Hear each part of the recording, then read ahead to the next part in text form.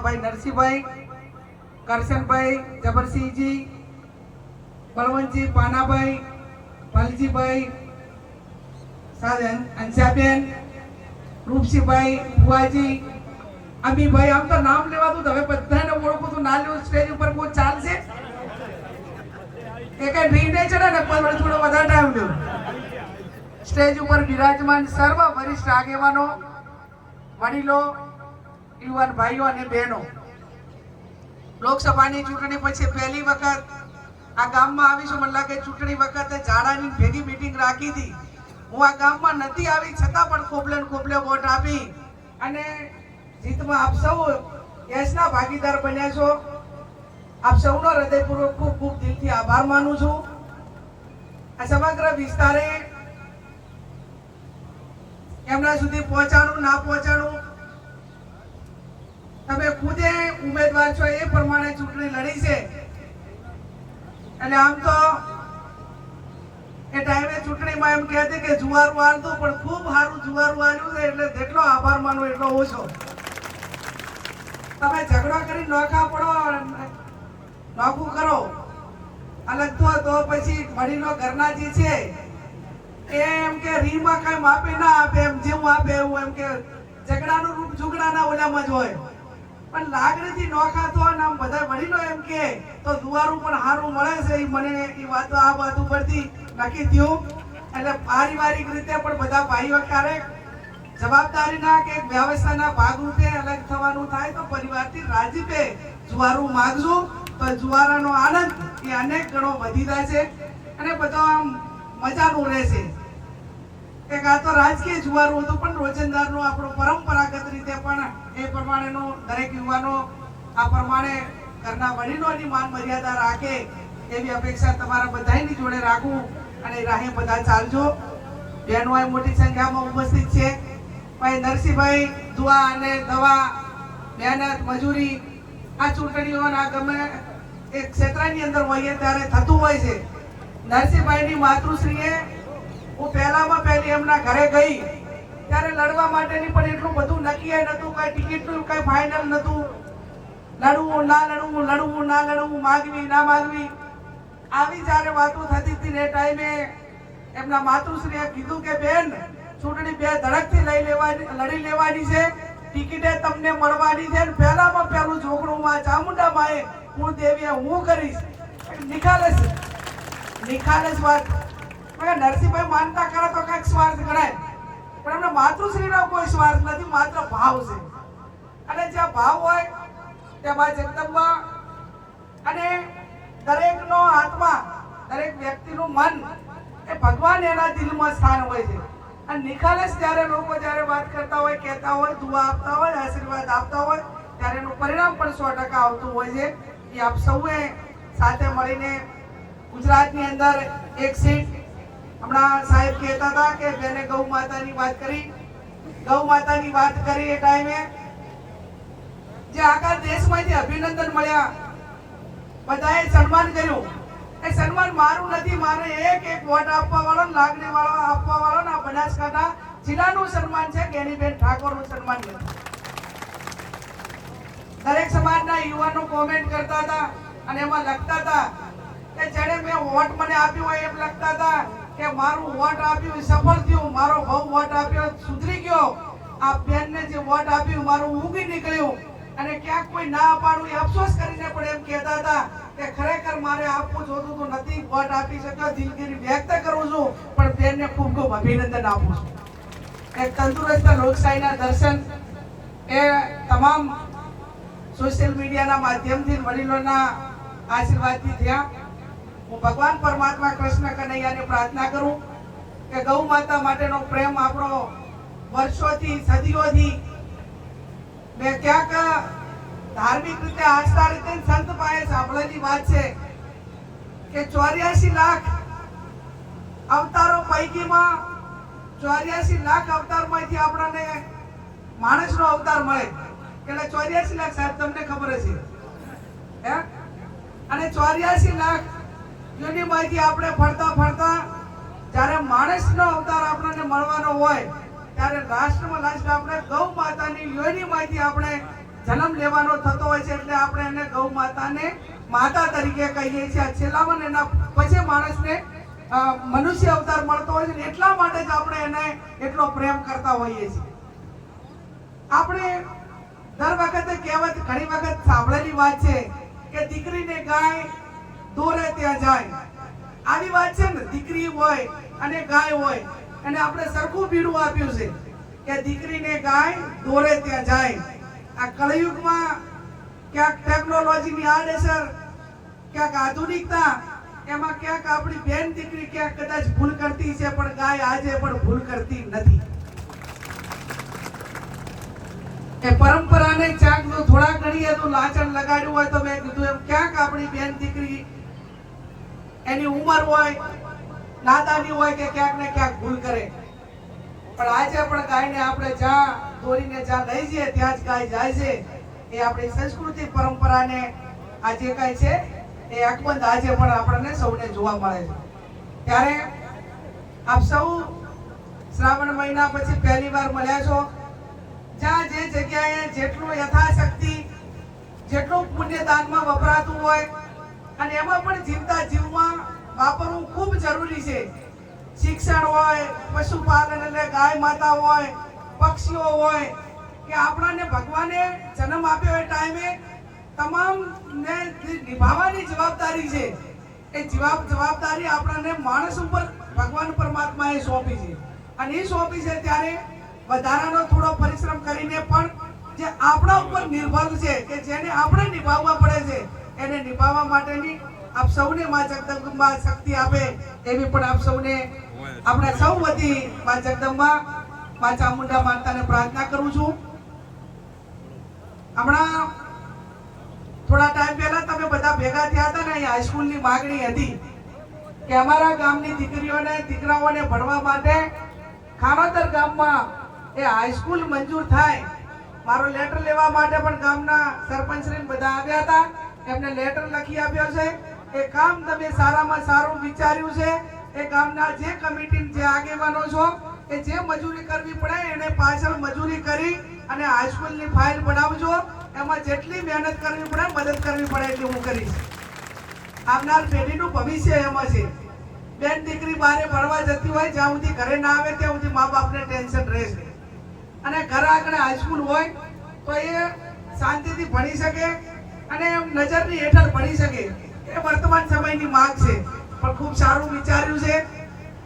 મારી પાસે ઘણા બધા કામો માટે આવે, પણ શિક્ષણ માટે ખૂબ ઓછા ગામના લોકો આવતા હોય છે ને એ પૈકી તમે ખાનોદર વાળે શરૂઆત કરી છે તો આમાં વિશેષમાં વિશેષ મારી જે મજૂરી કરવાની થાય કે ક્યાંક ભલામણ કરવાની થાય કે ક્યાંક વીટો વાપરવો પડે તો વીટો વાપરીને પણ આ હાઈસ્કૂલ મંજૂર થાય એ પ્રયત્નો આપણા બધાના સહિયારા કરશું અને 100% એમાં આપણે સફળતા.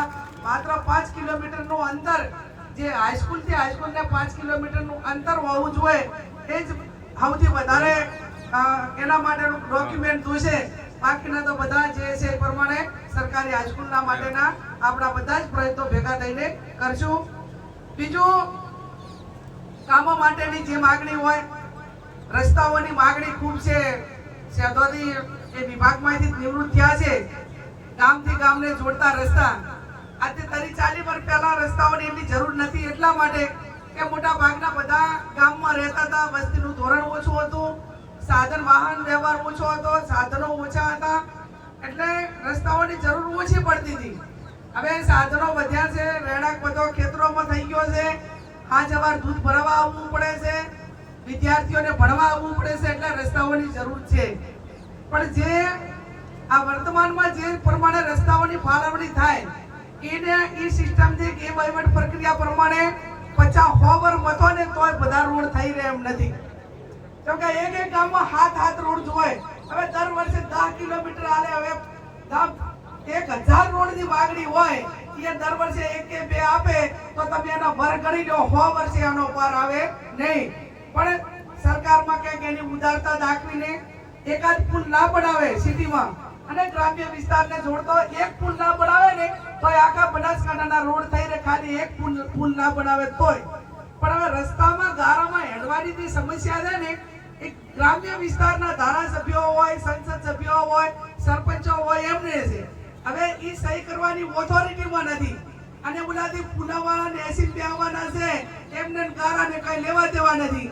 અને અમારા ચોમાસામાં તો ભાઈ નરસિંહભાઈ અમારે કોઈને ખેતરે ચા પીવા જવાનું કે તો વિચાર કરવો પડે કે 100% ગાડી ફસાવા લઈ જાય. ચાકે રસ્તાની જ માગણી હોય. અમને ખબર છે તમે ગાડી ના ફસાવો, અમને ના ઓલું કરો, તો અમારાથી થતું હોય તો ના કરવાનું ઇનામ અમને કયું મળવાનું છે? ઇનામ તો કશું મળવાનું નથી, ના કરવાનું. પણ નથી થતું, વહીવટી બાબત છે, સરકારની ગાઈડલાઈનમાં આવે છે, મુખ્યમંત્રી પાસે ખાતું છે, જે પ્રમાણમાં જે માગણીઓ હોય એ સરકાર સુધી અમે પહોંચાડી શકીએ.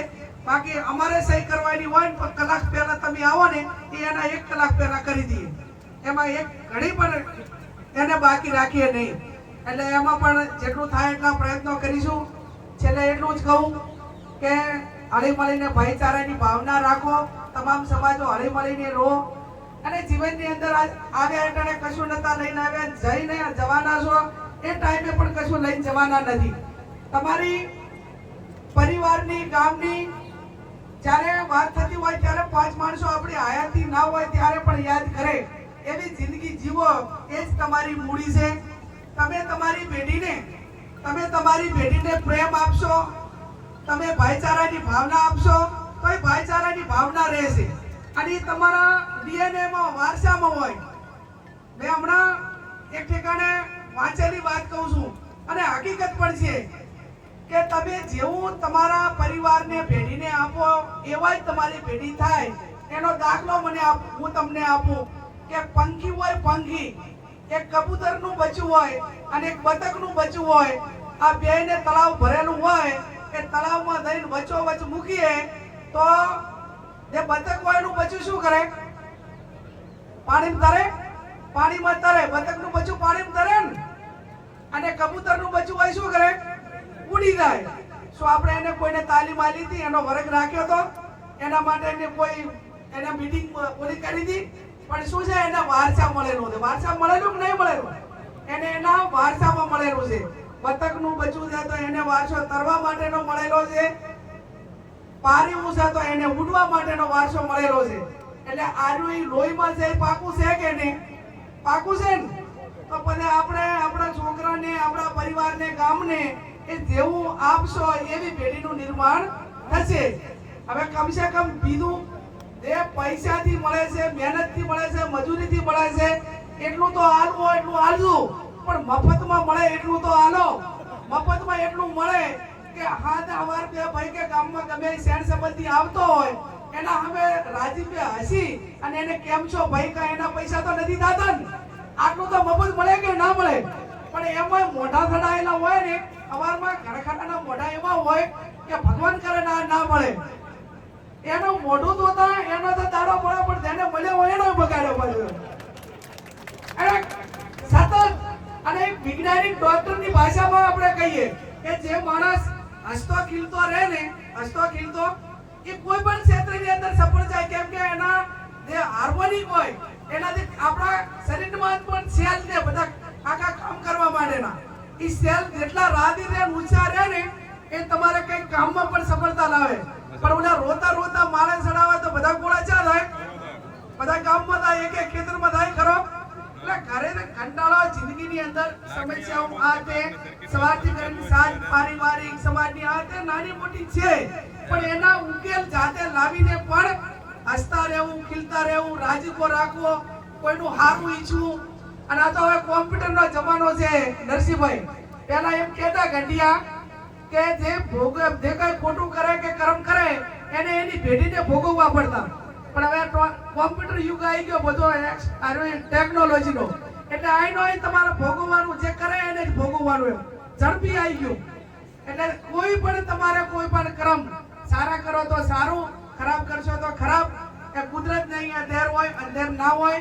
ભગવાનને પણ એમના ફળોનું જે એમના કર્મનું જે કહે છે ફળ, એ ભગવાનને પોતાને ભોગવવું પડ્યું હોય એવું ભગવાન ખુદ કહે છે.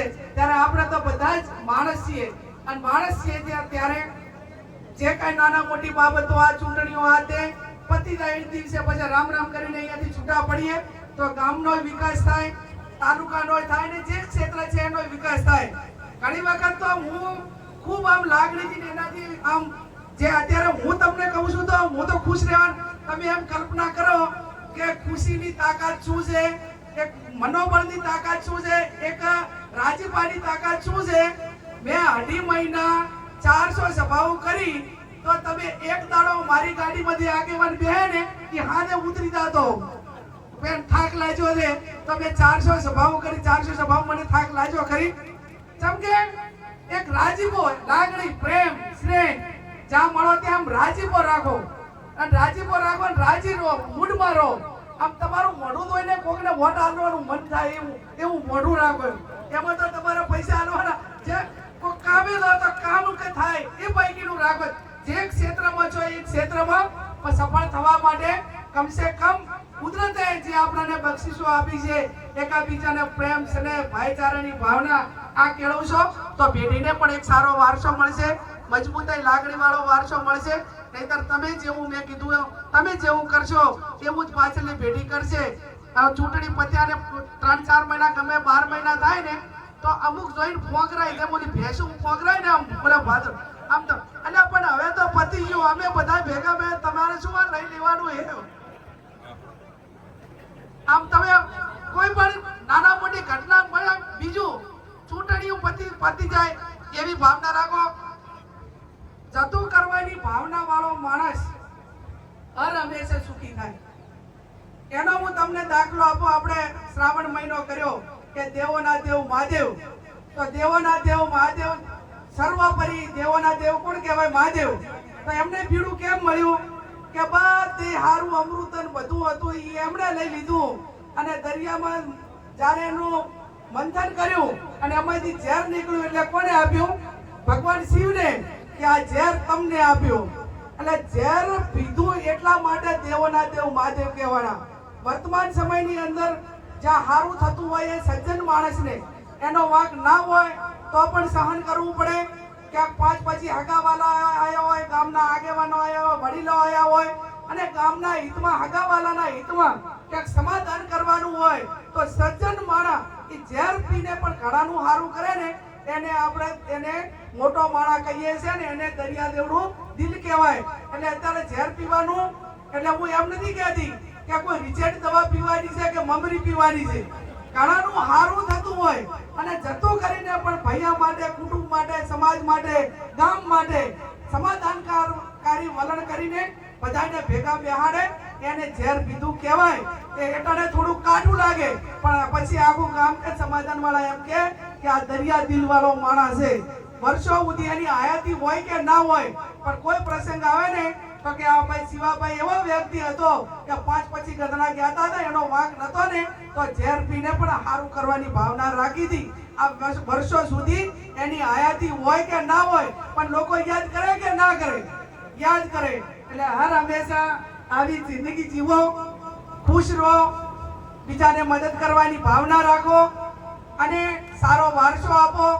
આજે નરસિંહભાઈને એમણે આખું કુટુંબને ભેગું કર્યું. એક આપણી સંસ્કૃતિ પ્રમાણે એક વધારજીનું એક મોત થયું, એની મર્યાદા રાખી. આપણી સંસ્કૃતિ છે. એમના આત્માને ભગવાન શાંતિ આપે, એમના પરિવારોને દુઃખ સહન કરવા માટેની શક્તિ આપે. અને કેવા પરિવાર કહેવાય કે બડો ઘટના બનતા બની ગઈ છે પણ આવડો મોટો પ્રોગ્રામ રાખ્યો છે, કેન્સલ ના થાય. એ પરિવારે પહેલું આવીને કીધું છે કે આ પ્રોગ્રામ તમે ચાલુ રાખજો, આ સંસ્કૃતિ આપણી છે. કે થાય તો એના નામે સારું થાય પણ એના નામે જે થયું એનામાં કઈ રૂકાવટ ના આવે એ ભાવના આજે આપણી સંસ્કૃતિની, આપણા પોતાની પ્રણાલિકા પ્રમાણે રહી છે. ત્યારે ફરી એમના આત્માને શાંતિ મળે એવી હું ભગવાનને પ્રાર્થના કરું. નરસિંહભાઈને પણ ખૂબ ખૂબ અભિનંદન આપું કે એમને બધાને શ્રાવણ મહિનો ઉતર્યા પછી ભેગા કર્યા, બધાને રોટલા ખવડાયા. જેના અન્ન ભેગા એના મન ભેગા. વારમાં એક જ વખત તો એવું નક્કી કરો કે આખું ગામ ધાર્મિક જગ્યા ઉપર ભેગું થઈને જમે અને જમ્યા તો કંઈક ભેગા થઈને એકાબીજા કંઈક સારી વાત કરીને ભાઈચારાની ભાવના કેળવે.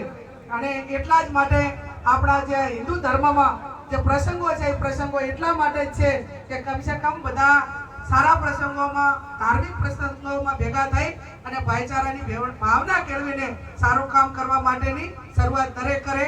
આપ સૌ અહીં મોટી સંખ્યામાં હાજર રહ્યા, ટાઈમ વધારે લીધો છે, એટલા કંટાળો પણ હવે બધાને આવ્યો છે, પણ ફરી આપ સૌનો ખૂબ ખૂબ હૃદયપૂર્વક આભાર માનું છું.